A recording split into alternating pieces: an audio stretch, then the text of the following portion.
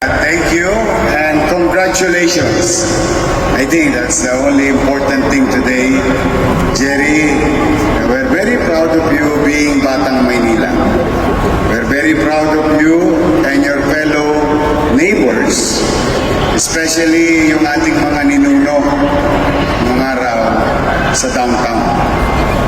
Nakita nila ang Maynila, sa Maynila sila nanirahan, kahit sila'y panyaga, pinalaki, nagkapamilya, katulad mo, second generation ka na, ng mga Pilipino, Chinese na nagtatagumpay sa Kapitolyo ng bansa sa lungsod ng Maynila. We're very proud of you and to others.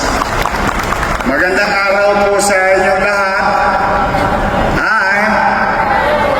Sino ba mga batang Maynila dito?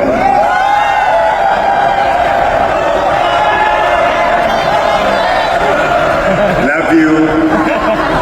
That, miss ko na rin kayo. May awa ang Diyos. But to the kids, who made it better, who made it bigger, si Jerry, minana, pinaa yung kopya. But the next generation, minecanize and escalate. I'm very proud of your kids, Jerry. Congratulations. Palakpakan natin yun. Sa mga batang nakikinig, nanonood, tingnan ninyo, walang sinumang magulang ang makapag-iisip ng masama para sa kanyang anak.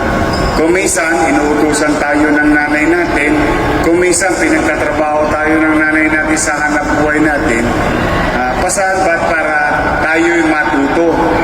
Dahil darating ang araw, tatangananan nyo rin yung hanap buhay ng inyong magulang.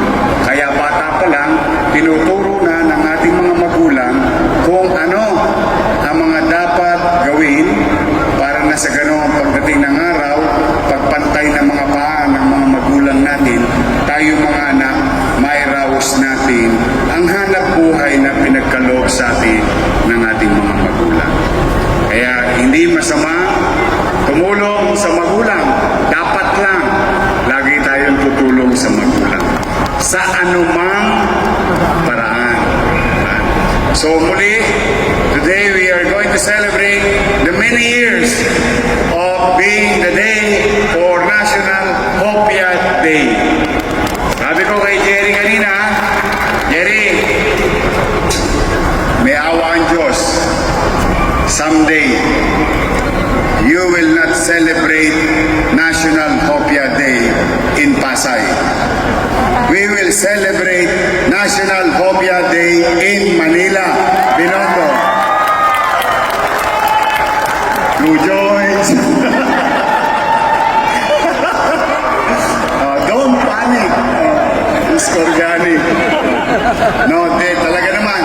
Kasi bilang Batang Maynila, we're very proud that small businesses strive, sumipol sa lungsod na kilala sa buong bansa. And we're very proud of Engbitin na ito halos lahat nagsimula sa lungsod ng Maynila.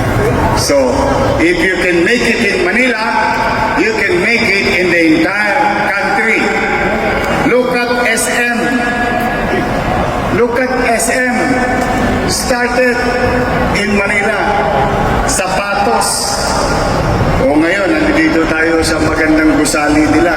At napakaraming ganitong magandang gusali.